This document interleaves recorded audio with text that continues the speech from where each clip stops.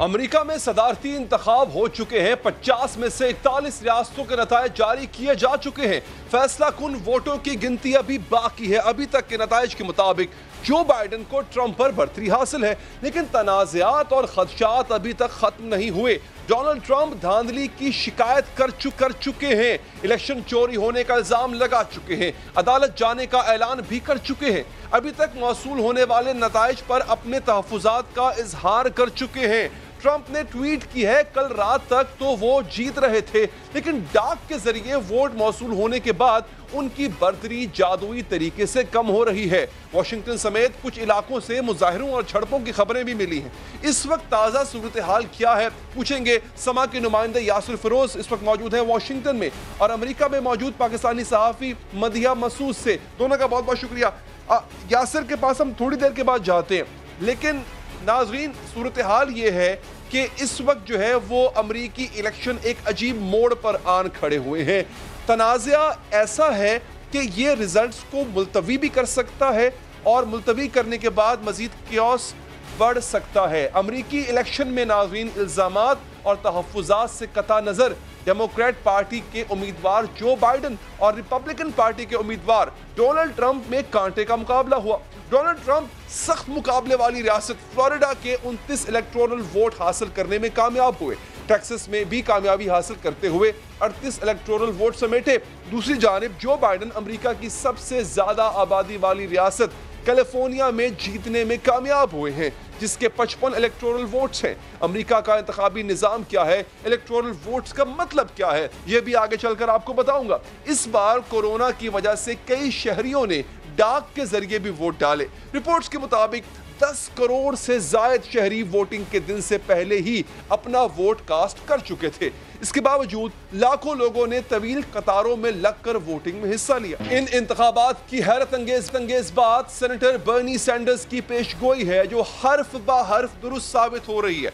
उन्होंने 10 रोज पहले ही एक प्रोग्राम में पेशगोई कर दी थी कि पोस्टल बैलेट के जरिए डाले गए वोट गिनने में वक्त लगेगा। इलेक्शन की रात 10 बजे ऐसा लगेगा कि ट्रंप विस्कॉन्सिन, पेंसिल्वेनिया और मिशिगन में जीत रहे हैं, जिसके बाद वो अचानक नमूदार होकर अपने वोटर्स का शुक्रिया अदा करेंगे। अगले दिन डाक के जरिए वोट आएंगे तो पता चलेगा कि बाइडेन जीत गए हैं, और बिल्कुल ऐसा ही हुआ। ट्रंप ने जीत का ऐलान भी किया और धांधली का शोर भी मचा दिया। अभी मुख्तलिफ रियासतों के नतायज आना बाकी थे कि ट्रंप ने फ्रॉड का इल्जाम लगाते हुए अदालत जाने का ऐलान कर दिया और अपने हामियों से कहा, हम तो इंतखाब। हाँ, एक तरफ ट्रंप ने जीत का ऐलान भी किया, इलेक्शन में धांधली की शिकायत भी की, वहीं उनके मुखालिफ उम्मीदवार जो बाइडेन का रवैया ज्यादा मुतहम्मिल नजर आया। उन्होंने ना तो कोई इल्जाम लगाया, ना ही कोई खदशा जाहिर किया। ट्रंप ने दावा किया कि उन्हें तो इंतखाबात में कामयाबी मिली है, वो तो जश्न मनाने की तैयारियां कर रहे थे, लेकिन अचानक सब रुक। हम बात यह है कि ट्रंप इलेक्शन से पहले ही मुमकिना धांधली का खदशा जाहिर कर चुके थे। डाक के जरिए वोटिंग पर एतराज करते थे। ये इंदिया दे चुके थे कि अगर वो कामयाब ना हुए तो इक्तदार पुरअमन तरीके से मुंतकिल नहीं करेंगे। ट्रंप के इसी रवैये से कशीदगी बहुत ज्यादा बढ़ चुकी है। वाशिंगटन में ब्लैक लाइव्स मैटर प्लाजा पर मुजाहिरीन और पुलिस में झड़पें भी हुई, और दोनों उम्मीदवारों के हामी आपस में भी दस्तगिरबा। ट्रंप के बयानात की वजह से हालात में भी बहुत तनाव पाया जा रहा था। ये खदशा जाहिर किया जा रहा था कि मुजाहिरीन बेकाबू भी हो सकते हैं और इश्तियाल में आकर व्हाइट हाउस पर धावा भी बोल सकते हैं। इसी खदशे के पेश नजर व्हाइट हाउस के गिर्द इजाफी जंगले लगाए गए, ताकि अगर मुजाहिरीन बेकाबू हो जाएं तो कसरे सदारत के अंदर न घुस। कशीदगी और खदशात का सिलसिला दीगर शहरों तक भी फैला। कई शहरों में तो मुमकिना एहतजाज के पेश नजर दुकानों को बाकायदा लकड़ी के फट्टे लगाकर बंद कर दिया गया, ताकि मुजाहरे फूटे तो मुजाहिरीन दुकानों को नुकसान न पहुंचा सके। अब जिक्र करते हैं कि अमेरिका में इंतखाबात होते कैसे हैं। नाज़रीन, ये जो इलेक्टोरल वोट्स का जिक्र किया जाता है, ये है क्या? अमरीकी इंतखाबात में अवाम दरअसल बराह रास्त सदर को मुंतखब नहीं करते, बल्कि अमरीकी सदर का इंतखाब 2 मराहिल में होता है। अमरीका की हर रियासत की आबादी के एतबार से नुमाइंदगान की एक तादाद मखसूस की जाती है। इसे इलेक्टोरल कॉलेज कहते हैं। अवाम वोट तो सदर को देते हैं, लेकिन उनके वोटों से मुंतखब इलेक्टोरल कॉलेज के नुमाइंदे होते हैं, और फिर ये नुमाइंदे अमरीकी सदर को चुनते हैं। मसलन अमेरिकी रियासत फ्लोरिडा की आबादी के लिहाज से इसके 29 इलेक्टोरल वोट हैं। अब यहां से ट्रंप को ज्यादा वोट पड़े तो ट्रंप के 29 वोट गिने जाएंगे। अमेरिका में इलेक्टोरल कॉलेज वोटों की कुल तादाद 538 है। जो जमात इनमें से आधे यानी 270 हासिल कर लेती है वो जीत जाती। अब ट्रंप ने इंतखाबी नताइज पर तहफुजात का इजहार करते हुए अदालत जाने का ऐलान किया। अगर वो नताइज तस्लीम करने से इनकार कर देते हैं तो मामला क्या रुख इख्तियार करेंगे। इस सिलसिले में हमारे साथ तज्जिया निगार भी मौजूद हैं, अमेरिका से भी, पाकिस्तान से भी, जफर हिलाली साहब और अनीला साहिबा। मगर पहले हम अपडेट लेते हैं कि इस वक्त अमेरिका में हो क्या रहा है। वाशिंगटन में मौजूद हैं यासिर फिरोज, जबकि टेक्सास मौजूद है अमेरिकी सहाफ़ी मदिया मसूद। दोनों का बहुत बहुत शुक्रिया। यासिर, आप पहले मुझे ये बताइएगा कि इस वक्त सूरत हाल है क्या? मतलब वहां पर अमेरिका में धांधली का शोर है, ट्रंप शोर मचा रहे हैं, धांधली का, बदअमनी का भी खदशा है, तो इस सब को कंट्रोल किस तरह किया गया है? ताखीर की वजह तो साफ है, क्योंकि इस बार जो 50% तकरीबन 10 करोड़ वोट पहली बार जो है वो अर्ली वोटिंग और बाय मेल बैलेट के ज़रिए पड़े। तो ये तो यकीनी था कि जब तक इनिशियल पहले जो नताइज जो गिनती किए जाते हैं वो जो इलेक्शन वाले दिन वोट कास्ट होते हैं उनके नताइज का लाना शुरू हुए। उसके बाद जब बारी आई अर्ली वोटिंग की और जो ख़त के ज़रिए वोट दिए गए हैं तो उसके मरहले में थोड़ी सी देर लगी, क्योंकि उसकी तस्दीक का अमल भी होता है, वेरीफाई किया जाता है। तो इसलिए ये यकीनी था। इस बार लोग पहले से कह रहे थे कि हफ्ता लग सकता है, 10 दिन लग सकते हैं नतीजा आने में।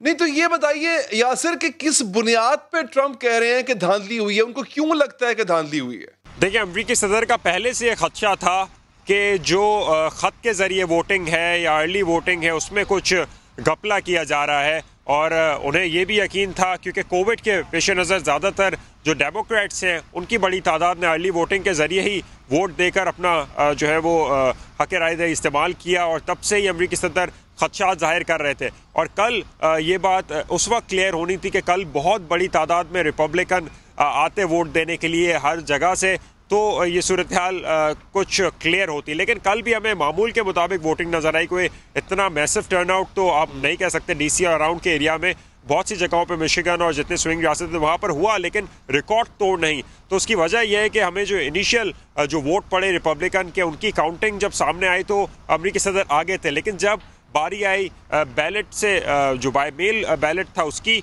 जब अमरीकी सदर कुछ पीछे जाते हुए नजर आए तो उन्हें यही खदशा था। उसी वक्त उन्होंने जब वो आगे थे तो उन्होंने अपनी जीतने का तकरीबन ऐलान कर दिया, और जब उन्हें कुछ पीछे और खदशा जाहिर हुए तो उन्होंने फौरी तौर पर इल्ज़ाम आयद कर दिया कि उनके साथ धांधली हो रही है। यासिर हमारे साथ रहिए, हम चलते हैं टेक्सास। मदिया मसूद वहां पर मौजूद है। मदिया, ये बताइएगा कि ट्रंप ने बहुत पहले कह दिया कि उनको खदशा है कि वो हार रहे हैं। अच्छा, टेक्सास एक ऐसी स्टेट है जहां पे सफेद फार्म लोगों की तादाद बहुत ज्यादा है, और एक लफ्ज जो कि शायद मायूब भी लगता है वहां के लोगों को, उनके लिए रेडनेक्स का इस्तेमाल भी किया जाता है।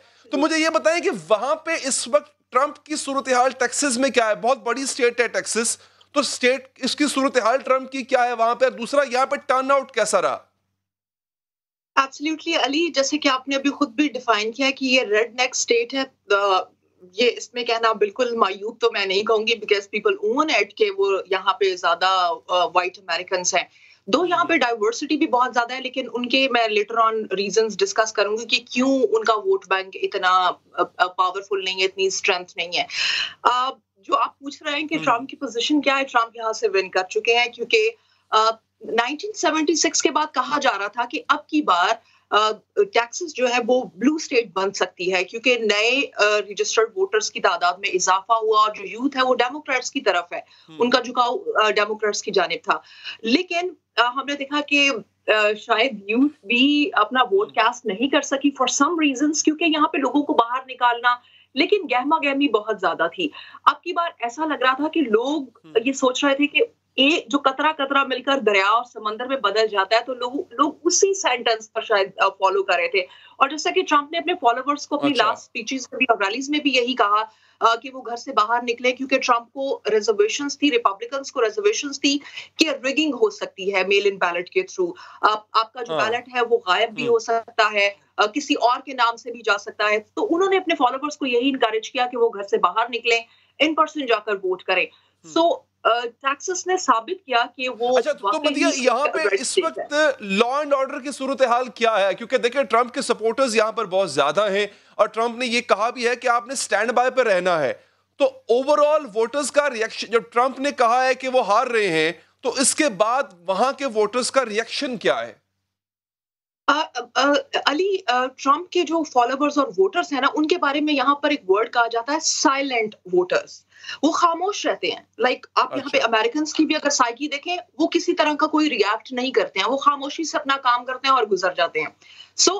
यही इनकी एक, आप कह लें, इनका एक स्टाइल है। यहाँ पर लोगों ने खामोशी से वोट दिया, किसी डिबेट में कहीं कोई बात नहीं की, और अब आपने देखा कि टैक्सेस से वो यहाँ जीत चुके हैं डोनाल्ड ट्रंप, और इसीलिए अब ये रेड स्टेट बन चुका है। यहाँ पर बिल्कुल चिल है। कल के दिन तक गहमा गहमी थी, रात 7 बजे तक वोट था, और लेट नाइट जो है वो पार्टीज भी शुरू हो गई। कुछ डेमोक्रेट्स ने थ्रो की, कुछ रिपब्लिकन्स की तरफ से थी।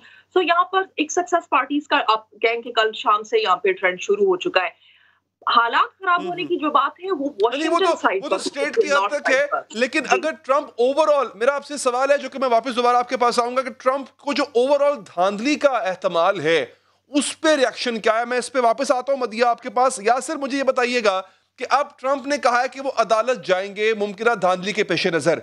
क्या अदालत जाने से रिजल्ट्स मजीद ताखीर का शिकार होंगे? होगा क्या एग्जैक्टली? यहाँ जो हमारी माहिरीन से बात हुई, ये कह रहे हैं कि क्योंकि ये सारा मरहला वार चलता है, इंतखाबात तो ये पहली उसकी कड़ी है, उसके बाद दिसंबर में ये मोशन मूव होती है, और फिर जो कांग्रेस अरकान है, कांग्रेस और सेनेट के, वो मिलकर वोट देते हैं। उसके बाद अमरीकी सदर का इंतखाब होता है। तो दिसंबर में ये मरहला होता है, और 20 जनवरी को, तो अभी भी हमारे पास जो है वो 3 महीने, बीच में तकरीबन 2 से ढाई माह हैं।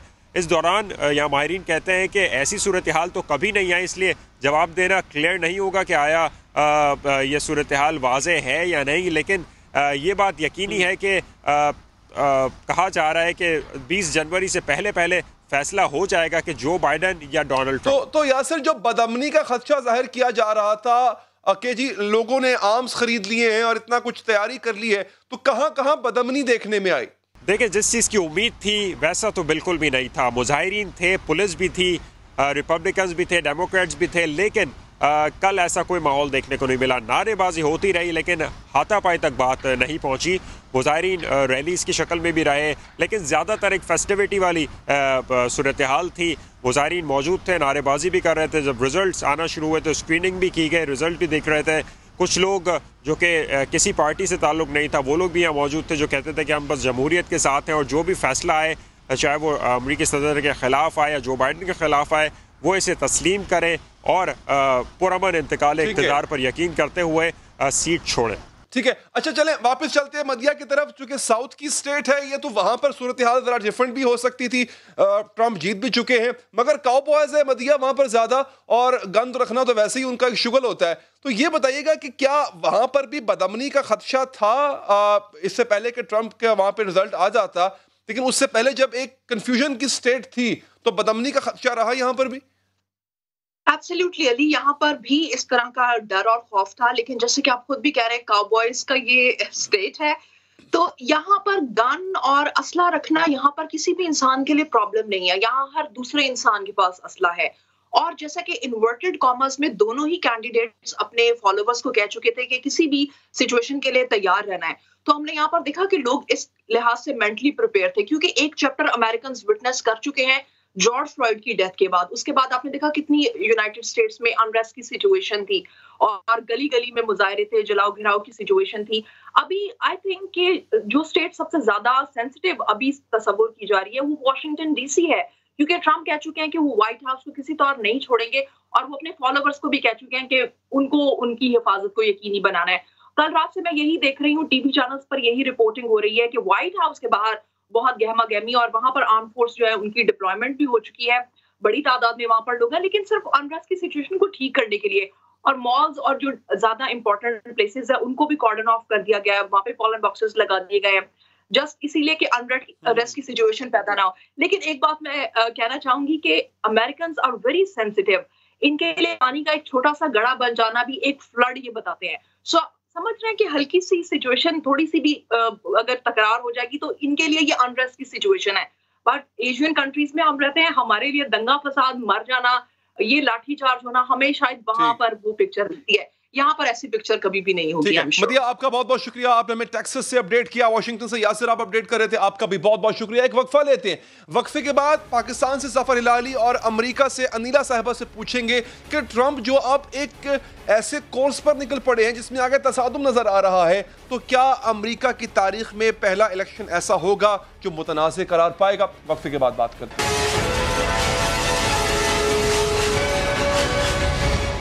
हमारे साथ मौजूद है नाजरीन इस वक्त साबिक सफारतकार जफर हिलाली साहिबा और अमेरिकन पाकिस्तानी डेमोक्रेट अनिला अली साहिबा, दोनों का बहुत बहुत शुक्रिया। अनिला, इस वक्त ये बताइएगा सूरत हाल है क्या? जिस तरह से ट्रंप ने कोशिश की है कि वो इस इलेक्शन को मुतनाज़ बनाएं और मुतनाज़ बनाने के साथ साथ अपने सपोर्टर्स को इंस्टिगेट करें कि वो बाहर आए, सड़कों पर आए, एहतजाज करें, तो क्या इस वक्त जो है वो ताखीर मजीद हो सकती है रिजल्ट्स में? देखिए ये जो उन्होंने अभी अपना स्टेटमेंट दिया 2 बजे आके कि धांधली हो रही है और जो अभी रोको, वोटिंग काउंट रोको, उन्होंने ये चैलेंज किया है पूरी डेमोक्रेसी को, पूरे डेमोक्रेटिक इंस्टीट्यूशंस को उन्होंने चैलेंज किया है और इससे उनको ज़्यादा नुकसान हुआ है क्योंकि बहुत सारे रिपब्लिकन्स अभी मैसेजेस कर रहे थे कि ये हम अग्री करते हैं, ये गलत बात है, you can't stop the vote count. जिन लोगों ने मिलियंस ऑफ अमेरिकन्स उन्होंने अर्ली वोटिंग की है, ये तो उनका डिसएनफ्रेंचाइजमेंट हो जाएगा अगर उनका आवाज, उनका वोट नहीं काउंट करेगा। और एक प्रेसिडेंट के लिए ऐसी बात कह देना, ये अथॉरिटेरियनिज्म नहीं है तो क्या है? और ये हमने वैसे प्रिडिक्शन, हमें बर्नी सैंडर्स ने भी ये प्रिडिक्ट किया था, जो बाइडेन ने भी प्रिडिक्ट किया था और जो हमारे डेमोक्रेटिक एनालिस्ट हैं उन्होंने भी कहा था कि अगर ये कह देंगे और ये फौरन कहेंगे कि धांधली हुई है, रिकाउंट करो और चाहेंगे कि सुप्रीम कोर्ट में लिटिगेट करें। आप ठीक कह रही है, बर्नी सैंडर्स ने तो एग्जैक्ट प्रेडिक्शन दी थी कि वो पूरे का पूरा इल्जाम जो मेल बैलेटिंग है उस पर डालेंगे और एग्जैक्टली वही हो रहा है। लेकिन मुझे ये बताइए कि इसके बाद अनिला होगा क्या? मतलब अगर सुप्रीम कोर्ट में चले जाते हैं ट्रंप रुकवाने के लिए, रिजल्ट्स रुकवाने के लिए, तो उसके बाद क्या होगा? Will there be a crisis? Definitely. देखिए अगर ये सुप्रीम कोर्ट में गया है तो हमें ये खदशा है कि वो अब लिबरल नहीं है, इट्स कंजर्वेटिव लीनिंग, यानी रिपब्लिकन लीनिंग है सुप्रीम कोर्ट। इन्होंने अभी आपने देखा बहुत जल्दी रिपब्लिकन्स ने एमी कोमी बैरेट को अप्रूव कराया, सेनेट इनके हाथ में था और वो बन गई 9th जज। तो वहां पर 6 जजेस जो हैं सुप्रीम कोर्ट के वो कंजर्वेटिव हैं, तो हम ये समझते हैं कि वो उसी तरफ वोट करेंगे। उम्मीद ये करते हैं कि वो वोट करेंगे to restore democracy and democratic values in our nation, क्योंकि हमारा नेशन कायम हुआ था in democratic values of inclusion, respect, equality, और ये सारी चीज़ें इन्होंने चैलेंज कर दी अब ये कह के कि चीटिंग हो रही है, वोट नहीं काउंट करो, क्योंकि प्रेसिडेंट ट्रंप को ये बात पता है कि जो डेमोक्रेट्स हैं वो अर्ली वोटिंग करते हैं। एज ये नंबर्स आ रहे हैं, देखिए मिशिगन में जो पहले बिहाइंड थे जो बाइडेन, अब वो आगे हो गए हैं। पेंसिल्वेनिया में अभी उन्होंने चैलेंज किया, उनके कहीं कहा चीटिंग हुई है, तो अभी उनके स्टेट अटर्नी आए, उन्होंने कहा कोई ऐसी चीज नहीं हुई, मैं आपको कोई और एक्स्ट्रा इन्फॉर्मेशन नहीं दे सकता हूँ, यू नो। तो इस तरह से ये चीजें। अच्छा, मैं अनिला आपके पास दोबारा वापस आता हूँ on a very important note that you have mentioned, वो है जजेस की लीनेज, उनकी जो इंक्लिनेशन है टुवर्ड्स रिपब्लिकन या ट्रंप, उस पर मैं बात करना चाहूंगा आपसे। मगर हिलाली साहब, सर ये सिचुएशन किस तरह जाते देख रहे हैं आप? मतलब एक इनकम्बेंट प्रेसिडेंट वो अपनी ही मैनेजमेंट पर डिससेटिस्फाई है और कह रहा है कि अंडर हिज मैनेजमेंट धांधली हो गई, तो हाउ डू यू सी होने क्या जा रहा है अमेरिका में? देखिए, मैं समझता हूं कि 4 साल के बाद अमेरिकनों को और उनके इंस्टीट्यूशंस को भी पता चल गया है कि ट्रंप साहब जो हैं एक रेशिस्ट हैं, एक इस्लामोफोब हैं, एक कंजेनिटल लायर हैं, झूठे हैं, वाइट सुप्रीमेसिस्ट हैं। बल्कि उनका जो slogan make America great again, उसका एक्चुअली था मेक अमेरिका वाइट अगेन। तो मेरे अपने ख्याल में कि ये, हालांकि लोग समझते हैं और ये आपकी जो लेडी गेस्ट हैं ये भी समझती हैं कि सुप्रीम कोर्ट में ये या वो हो जाए, हालांकि अमेरिका कंसर्वेटिव रिपब्लिकन मेजॉरिटी है। आपने देखा होगा कि चीफ जस्टिस रॉबर्ट्स जो है वो भी एक रिपब्लिकन जज है, बार बार उन्होंने डेमोक्रेट्स के साथ, डेमोक्रेटिक जजेस, अपॉइंटेड जजेस के साथ उन्होंने फैसला दिया है अपना। तो मैं नहीं समझता कि ये लोग ऐसे हैं कि इस किस्म के बंदे के साथ वो एसोसिएट करें और एक इलेक्शन जो फेयर और फ्री हुआ है बेसिकली उसको खामखा रद्द कर दें इसलिए कि उसको जिताना चाहते हैं। मैं नहीं समझता हूँ ये होगा। बिल्कुल ठीक, लेकिन सर ये जो एक केओस, एक डिससैटिस्फैक्शन अमंग्स द वोटर्स, और फिर इस तरह से ये कई दफ़ा, एक दफ़ा नहीं, मुख्तलिफ डिबेट्स में ट्रंप साहब ने ये कॉल दी है अपने वोटर्स को कि वो पोलिंग स्टेशंस पर जाके एज अ विजिलेंटे वहां पर जाके देखें कि क्या हो रहा है। आपको नहीं लगता वो खुद हवा दे रहे थे तसादुम को, मुमकिना राइट्स को? बिल्कुल बिल्कुल, उन्होंने इनको कहा है स्टैंड बाय, बल्कि उन्होंने कहा है स्टैंड बाय, जब मैं कहूँगा तो उठो। और बिल्कुल आपको पता शायद है कि 30 मिलियन अमेरिकन जो हैं उन्होंने हथियार ख़रीदे हुए हैं, और कुछ के पास एक हथियार नहीं 5-7 हथियार फी आदमी है। तो आर्म्स तो बहुत हैं, और ये इस किस्म के क्लू क्लक्स क्लैन और वाइट सुप्रेमेसिस्ट और ये जो बाइडेन को सपोर्ट करते हैं वो भी बहुत हैं। तो यस बिल्कुल लॉ एंड ऑर्डर हो सकता है। मैं मार्शल लॉ और कर्फ्यू भी देखता हूँ कुछ इलाकों में, ख़ास तौर ये रेड लेग अमेरिकन और फैशिस्ट जो हैं, हाँ मैं देखता हूँ ये। मगर मैं नहीं समझता हूँ कि हालांकि ये शायद हो, उनके इम्कान है, इट ऑल डिपेंड्स कि ट्रंप क्या किस हद तक, to what extent he is prepared to go. ये धमकियाँ दे रहा है और फिर बैठ जाएगा, या वाकई ये धमकियाँ नहीं दे रहा है, ये उठ के खड़ा रहेगा और इसके अपने फैशिस्ट रेडनेक सपोर्टर्स को कहेगा कि आओ अपनी हथियार लगाओ और लड़ो इस मुल्क के लिए। कुछ नहीं पता, मगर मैं समझता हूँ फिर भी ये मामला अगर सुप्रीम कोर्ट ने इनका साथ ना दिया, मैं नहीं समझता हूँ ये मामला इससे ज़्यादा जाएगा।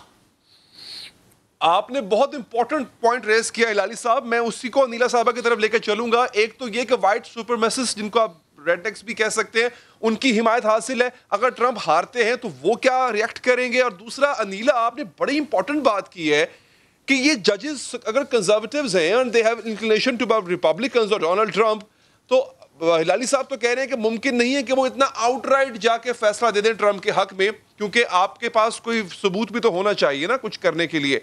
बट क्या वाकई ट्रंप साहब को ऐसा लगता है कि अगर वो सुप्रीम कोर्ट से रुजू करेंगे तो वहां से उनके हक में फैसला आ जाएगा?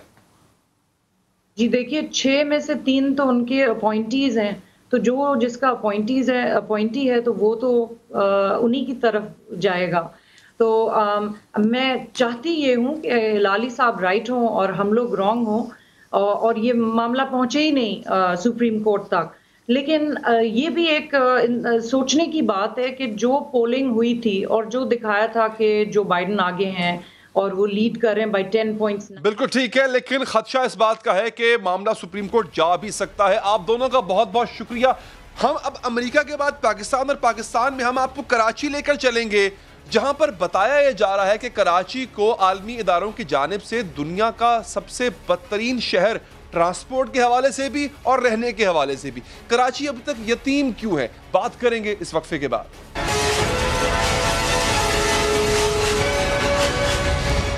नाज़रीन, गुज़िश्ता रोज ब्लूमबर्ग ने कराची को यतीम शहर करार दिया। ब्लूमबर्ग ने लिखा, कराची ट्रांसपोर्ट सिस्टम दुनिया का बदतरीन निज़ाम है।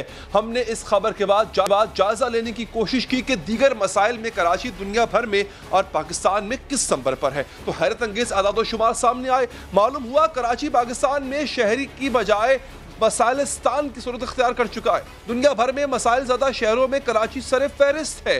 पिछले 12 सालों में कराची में पीपल्स पार्टी है, लेकिन कराची के लिए 2008 से अब तक सिर्फ साल बदलता है, मसाइल वहीं यूं के तू रहते हैं। ब्लूमबर्ग ने 2019 की एक रिपोर्ट का हवाला भी दिया। कारों के पुर्जा जात बनाने वाली आलमी कंपनी मिस्टर ऑटो ने 2019 में दुनिया भर के 100 शहरों के ट्रांसपोर्ट निज़ाम का जायजा लेकर रिपोर्ट मुरतब की थी, जिसमें कराची को दुनिया में पब्लिक ट्रांसपोर्ट के बदतरीन निज़ाम का हामिल शहर करार दिया गया था। वॉइस ऑफ अमेरिका के मुताबिक कराची की सड़कों पर पब्लिक ट्रांसपोर्ट का हिस्सा महज 4.5% है, जो ज्यादा से ज्यादा फीसद 42% मुसाफिरों की जरूरत को ही पूरा कर सकता है। शहरियों की अक्सरियत आमदोरफ्त के लिए प्राइवेट गाड़ियों का इस्तेमाल करती है, जो शहर की कुल ट्रैफिक का तो 36% है, लेकिन इससे सिर्फ 21% मुसाफिरों की जरूरियात पूरी हो पाती है। कराची में रिक्शों और टैक्सियों की तादाद शहर की कुल ट्रैफिक का 10% है, जो 8% मुसाफिरों को सफरी सहूलियात फराहम करती है। बसों की तादाद 4000 से भी कम है, जिस पर 56 लाख मुसाफिर सफर की सहूलियात हासिल करते हैं। ये तादाद रोजाना सफर करने वालों का 42% है। गोया कराची में एक अंदाजे के मुताबिक इस हिस्से में यौमिया 257 मुसाफिर आते हैं। गुज़िश्ता 11 बरसों के दौरान हुकूमत महज 10 नई बसें ही सड़कों पर लाने में कामयाब हुई है, जबकि इस दौरान 2008 में मुतारिफ कराई गई CNG की 75 बसों में अक्सर आहिस्ता आहिस्ता खराब होकर बंद हो गई। सरकारी अदाद-ओ-शुमार के मुताबिक शहर की सड़कों पर रोजाना औसतन 1100 नई मोटरसाइकिल्स और 700 नई गाड़ियां लाई जाती हैं। टूटी फूटी सड़कों पर ये सब क्या गुल खिलाती है, कराची वाले खूब इकोनॉमिक्स इंटेलिजेंस रिपोर्ट के मुताबिक दुनिया भर में 140 काबिल रिहाइश शहरों के तजिए में कराची 136वें नंबर पर है। यही नहीं, दुनिया भर में महफूज तरीन शहरों के लिए से 60 शहरों का तजिया किया गया तो पता चला कि गैर महफूज शहरों में कराची का नंबर 4 से मुख्तलिफ सदर मार्केटों के भत्ता दे रहे थे। आप यकीन करो 2 साल के अंदर कोई इधर एक किराकर नहीं आगे गिरा, किसी को थ्रेड नहीं आई, किसी को पर्ची नहीं आई। खवातीन के हवाले से थॉमसन रॉयटर्स फाउंडेशन के किए गए सर्वे में खवातीन के तहफ़्फ़ुज़ के हवाले से कराची दूसरा खतरनाक शहर करार पा चुका है। किए गए सर्वे में लोगों से जिनसी तशद्दुद, तबाहकुन, सकाफती रिवायात, तालीम, सेहत और माली अमूर से मुतालिक सवालात किए गए थे। कराची के सिर्फ 3 अस्पतालों, रूथ फाउस सिविल अस्पताल, अब्बासी शहीद और जनाब पोस्ट ग्रेजुएट मेडिकल सेंटर में गुज़िश्ता साल 2019 में जिनसी हमलों के 545 केसेस लाए। पाकिस्तान का सबसे बड़ा शहर कराची दुनिया का 6ठा बड़ा शहर कहलाता है। कराची में 1 किलोमीटर में 20,000 लोग अफराद रिहाइश पजीर हैं। इन अदाद-ओ-शुमार के मुताबिक पाकिस्तान के शहरों में बसा हर 5वां शहरी कराची में बसता है। 1 करोड़ 60 लाख अफराद में से 50 लाख अफराद कच्ची आबादियों में रहने पर मजबूर हैं। दुनिया भर में पानी के मसाइल का शिकार शहरों में भी कराची का नंबर 6ठा है। कराची में पानी की तलब रोजाना 1.1 अरब गैलन है, लेकिन कराची वाटर एंड सीवरेज शहरियों को सिर्फ 55 करोड़ गैलन ही फराहम कर पाता है। पानी के बगैर कोई काम नहीं होता। वजू करना पानी है, कपड़े धोना पानी, बर्तन धोना पानी, हर चीज़ तो पानी की जरूरत पड़ती है। नहीं बाबू, हम लोग तो खरीद भी नहीं सकते। 7,000 8,000 का हम पानी खरीदेंगे, हमारे एक बच्चे का तनख्वाह रहेगा। इंडिपेंडेंट उर्दू में शाया होने वाली खबर के मुताबिक Sindh solid waste management board की डिप्टी डायरेक्टर अलमास सलीम के हवाले से बताया गया है कि कराची शहर से रोजाना 14,000 टन कचरा पैदा होता है, जिसमें से सिर्फ 8,000 टन ही जमा किया जाता है। बाकी कचरा शहर में ही मौजूद रहता है। बाकी कहां जाता है? खुद पाकिस्तान में तालीम पर काम करने वाले तंजीम अलिफ ऐलान की 2018 में जारी की गई रिपोर्ट के मुताबिक कराची के 27% स्कूल बिजली की सहूलियात से महरूम हैं। 29% स्कूलों में पीने का पानी मौजूद नहीं है। 14% स्कूलों में 4 दीवारी का कोई बंदोबस्त ही नहीं। 21% स्कूलों में बैतुल खला मौजूद नहीं है। पीपल्स पार्टी की हुकूमत के 12 साल बाद भी सूरत हाल इतनी बदतू है। बात करेंगे पीपल्स पार्टी के ही नुमाइंदे मुर्तजा वहाब साहब से। सर, शुक्रिया आपके वक्त का। क्या वजह है सर? मुझे सवाल पूछने की जरूरत नहीं है सर, कुछ मैं बता चुका हूं पहले से। ये सब कुछ आप क्यों नहीं कर पाए इतने सालों में भी? देखिए अली, सबसे पहले तो मैं समझता हूँ जो तनकीद कराची शहर के ऊपर की जा रही है, तो अगर आप हकाइक पर मबनी बात करें तो बात दुरुस्त है। इसमें कोई दूसरी राय नहीं है कि कराची के अंदर सिचुएशन बड़ी ख़राब है, बट उसकी जो वजूहात हैं उनको भी समझने की ज़रूरत है कि किस तरीके से पिछले 35-40 साल के अंदर कराची के इंफ्रास्ट्रक्चर को कॉम्प्रोमाइज़ किया गया, उसको नज़रअंदाज किया गया। कराची के जो ज़मीनी हकाइक थे उनको अनफॉर्चुनेटली जिस तरीके से प्रायोरिटाइज करने की ज़रूरत थी उस तरीके से प्रायोरिटाइज नहीं किया गया। और आज आप जो कराची देखते हैं उसके अंदर एक मसाइल का अंबार है जिसको मैं समझता हूँ हल करने के लिए तमाम टीयर्स ऑफ गवर्नमेंट को मिलकर काम करने की ज़रूरत है। और इसलिए सिंध गवर्नमेंट ने जब वफाकी हुकूमत के साथ बात की थी तो इस नीयत के साथ हमने एक्सेप्ट की थी इस तमाम प्रपोजल को कि जी प्रोविंशियल गवर्नमेंट हो, फेडरल गवर्नमेंट हो, लोकल गवर्नमेंट हो, अगर हम मिलकर काम करेंगे तो ज़्यादा बेहतर से बात को हल कर पाएंगे। हम इस नीयत के साथ आगे आए हैं। चीफ मिनिस्टर साहब उस कमेटी को हेड कर रहे हैं, वफाकी वुज़रा के भी उसके अंदर मौजूद होते हैं। तो अभी चीज़ों को कंसीव किया जा रहा है, अभी चीज़ों को देखा जा रहा है कि किस तरीके से सस्टेनेबल अंदाज से आप मामलात को हल कर सकते हैं। कुछ ऐसे प्रोजेक्ट्स हैं जिनकी डेवलपमेंट का प्रोसेस स्टार्ट हो गया और कुछ चीज़ें हैं जो शॉर्ट टर्म ओरिएंटेड थी, तो आपको इस माली साल में वो ख़त्म होते हुए नजर आएंगी।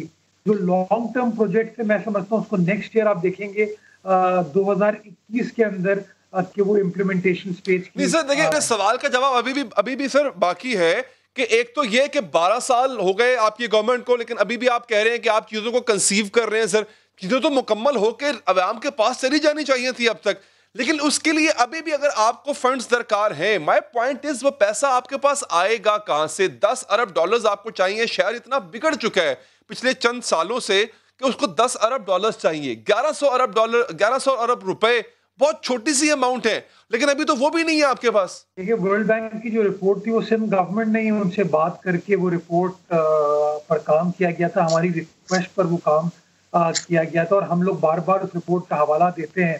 आपकी बात 1100 अरब रुपए जो है वो सस्टेनेबल अंदाज से कराची के लिए काफी नहीं हो सकते, कराची को और पैसों की जरूरत होगी। लेकिन मैं तो अभी ये समझता हूँ कि 1100 अरब रुपए भी अरेंज करना कोई आसान काम नहीं है। आपके सामने कि जब तहरीक-ए-इंसाफ की गवर्नमेंट आई थी, प्राइम मिनिस्टर साहब कराची से इलेक्ट हुए थे तो उन्होंने कराची शहर के लिए 162 अरब रुपए तरक्याती पैकेज का ऐलान किया था, बट अनफॉर्चुनेटली वो ऐलान ही हुआ, उसको अमली जामा आप नहीं पहना पाए। तो फाइनेंशियल इश्यूज हैं, फाइनेंशियल कंस्ट्रेंट्स हमें हैं और इसलिए मैं बार बार कहता हूँ कि जो भी ऐलानात किए जाएं उनको ज़मीनी हक़ाइक़ को मद्देनजर रखने के बाद किए जाएं ताकि कराची वाले काम को होते हुए देखें। जो प्रोविंशियल गवर्नमेंट की कमिटमेंट थी, उन प्रोविंशियल गवर्नमेंट की कमिटमेंट की कोई ना कोई रेवेन्यू स्ट्रीम हमने काम की हुई थी, उसके ऊपर फंडिंग हुई भी थी, इसलिए हमने उस बात का ऐलान किया। कुछ पैसे आपको बहरिया टाउन केस के अंदर सुप्रीम कोर्ट के अंदर पैसे जमा कराए गए थे जो कि मलीर की ज़मीन के हवाले से थे, जो सिंध की मिल्कियत है और पैसे वहाँ से आने थे। उसके अंदर भी सुप्रीम कोर्ट ने भी एक रिसेंटली फैसला किया है कि उस पैसे की एलोकेशन कैसे होगी, उसके अखराजात कैसे किए जाएंगे, उनका खर्च कौन करेगा, वो तमाम चीज़ अब सुप्रीम कोर्ट खुद देखेगी। मैं समझता हूँ ये भी एक और प्रॉब्लम आएगी। तो ये वो डिफ़िकल्टीज़ हैं जिसको हमें समझने की ज़रूरत है।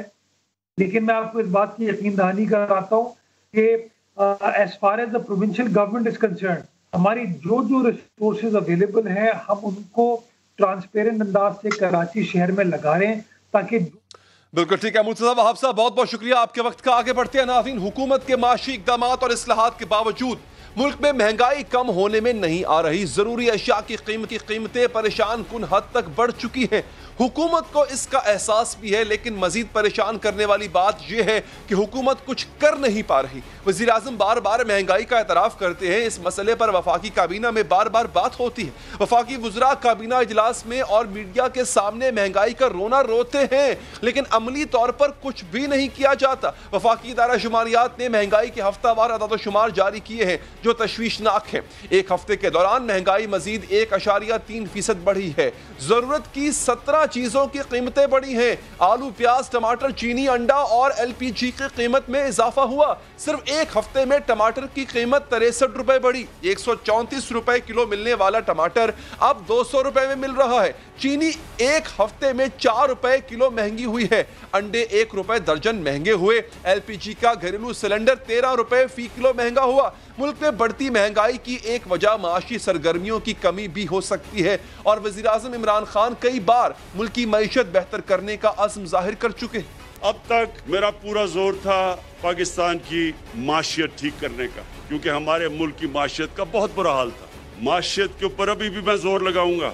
ये मैं आप सबको कह दूं कि अभी भी इंशाल्लाह माशियत पे जोर लगा रहे हैं, क्योंकि वो अल्लाह का करम है, सही तरफ निकल गई। मुल्क की माशी सरगर्मियां बढ़ाने के लिए गुज़िश्ता रोज ही हुकूमत ने इनकलाबी इक़दामात का ऐलान किया था। हर किस्म की सनअतों के लिए बिजली की पीक और ख़त्म कर दिए थे। मामूल से ज़्यादा बिजली के इस्तेमाल पर आइंदा साल जून तक 50% रियायत देने का ऐलान किया गया। आइंदा 3 साल की किस्म की सनअत को इजाफी बिजली 25% कम कीमत पर देने का ऐलान किया गया। स्मॉल और मीडियम इंडस्ट्री है, उसके लिए जो इजाफी बिजली वो इस्तेमाल करेंगे उसको हम अगली 30 जून तक 50% कम रेट पे बिजली देंगे। सारी इंडस्ट्री अगले 3 साल के लिए 25% कम रेट पे हम उनको इजाफी बिजली देंगे। और अब ये जो ऑफ पीक आवर के ऊपर बिजली सस्ती दी जाती थी, अब सारा वक्त ऑफ पीक आवर समझा जाएगा। इन काबिले तारीफ माशी इक़दामात के बावजूद आवाम तक इनके समरात पहुंचने में वक्त लगेगा। तब तक आवाम को महंगाई से बचने के लिए ठोस इक़दामात करना होंगे, लेकिन इससे पहले हुकूमत को इस बात का एहसास करना होगा कि महंगाई आवाम के लिए कितना बड़ा मसला है। जबकि हुकूमत के बयानात से तो ये तासुर मिलता है जैसे इसे महंगाई के शिद्दत का एहसास ही ना हो। इन्फ्लेशन के और जितने भी हमारे अशारिये हैं, मुआशी अशारिये हैं, वो बड़ी मुस्बत जानिब जा रहे हैं। वज़ीर इत्तलात जिन अशारियों को मस्बत कह रहे हैं वो जरूर मस्बत होंगे, लेकिन हकायक बहुत मनफी हैं। खाने की चीजों की कीमतें 2 साल में 33% के करीब बढ़ी हैं। सिर्फ चीनी और गंदम की कीमत बढ़ने से आवाम पर सालाना 330 अरब रुपए का इजाफी बोझ पड़ा। गुर्बत में इजाफा हो रहा है। 8 करोड़ लोग गुर्बत की लकीर से नीचे जा चुके। हुकूमत आटा और चीनी महंगी होने की हद तक अपनी कोताही का एतराफ करती है। तहकीकात कराने का भी ऐलान किया जाता है। माफियाज को न छोड़ने के भी बयानात दिए जाते हैं, लेकिन तहकीकात और ऐलानात के बाद भी वही आटा और चीनी पहले से भी महंगे हो जाते। चीनी और आटा ये जो महंगा हुआ है, ये इसमें हमारी कोताही है, मैं मानता हूँ। इसके ऊपर पूरी इन्वेस्टिगेशन हो रही है, जो भी इसमें मुलव्वस होगा, और हमें पता चलता जा रहा है कौन कौन किस तरह के तबकों ने फायदा उठाया इससे। इन सारों का हमें पता चलता जा रहा है। ये मेरा आपसे वादा है कि इनको किसी को छोड़ेंगे नहीं हम। 2 साल में वजीर आजम 11 बार नोटिस ले चुके हैं और जब वो नोटिस लेते हैं कीमतें मजीद बढ़ जाती हैं। आज से 10 माह पहले वजीर आजम इमरान खान ने कहा था वो महंगाई से सीखेंगे, महंगाई करने वालों को पकड़ेंगे, लेकिन महंगाई के अदाद शुमार देख कर लगता यही है कि वजीर आजम के सीखने का अमल जारी है। कई कैबिनेट मीटिंग्स में मैं अपने कई वजीरों को घबराए हुए देखता हूँ। शक्लें उनकी उतरी हुई होती हैं कि जी लोग ये कह रहे हैं आज महंगाई हो गई, आज फलाना हो गया। इससे सीखते हैं हम। महंगाई हो गई तो इंशाल्लाह ये जो माफियाज बैठे हुए हैं जो इस मुल्क में करते हैं पैसे बनाने के लिए, एक एक माफिया को हम पकड़ेंगे। जब वज़ीर आज़म अपनी तमाम तर इंतजामिया और इंतजामी क़ुव्वत के साथ महंगाई पर करने में मुकम्मल तौर पर नाकाम हुए तो ये जिम्मेदारी भी एक गैर इंतजामी जत्थे यानी टाइगर फोर्स के सुपुर्द करने का फैसला किया गया। टाइगर फोर्स के नौजवानों को मेरा पैगाम है, आप तैयार रहें और जिस तरह आपने कोरोना पेंडेमिक में ज़िम्मेदारी से, समझदारी से और ईमानदारी से काम किया है, इसी तरह वज़ीर आज़म इमरान खान साहब आपको जो नई जिम्मेदारी। इसके साथ ही प्रोग्राम का वक्त खत्म हो जाता है। दीजिए इजाजत, अल्लाह ने के बाद।